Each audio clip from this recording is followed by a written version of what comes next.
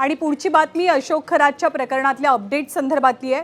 भोंदू अशोक खरातच्या भोवती पोलिसांनी चौकशीचा फास आणखीनच घट्ट केलाय, कारण पोलिसांचं एक पथक खरातच्या फार्म हाऊसवरती पोहोचलेलं आहे। मिरगावच्या फार्म हाऊसची पोलीस झाडाझडती घेतात आणि अशोक खरातला 5 दिवसांची पोलीस कोठडी सुनावली गेल्यावर पोलिसांचं एक पथक मिरगावच्या फार्म हाऊसवरती पोहोचलेलं आहे।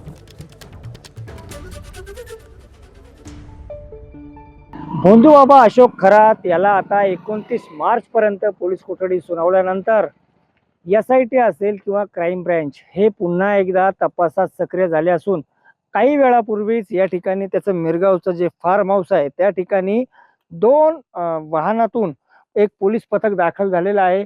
आणि काही वेळापूर्वीच या ठिकाणी हे पथक या जो आलिशान फार्म हाऊस आहे या फार्म हाऊसमध्ये गेलेले एक गाडी या पथकानं बाहेर लावलेली आहे, तर दुसरी गाडी मात्र त्यांची आत गेलेली आहे। काही वेळापूर्वी या बंगल्याच्या काय लाईट्स देखील या पथकानं सुरू केल्या होत्या, मात्र मीडिया प्रतिनिधी बाहेर असल्यामुळे कुठेतरी त्या लाईट बंद करण्यात आलेल्या आहेत।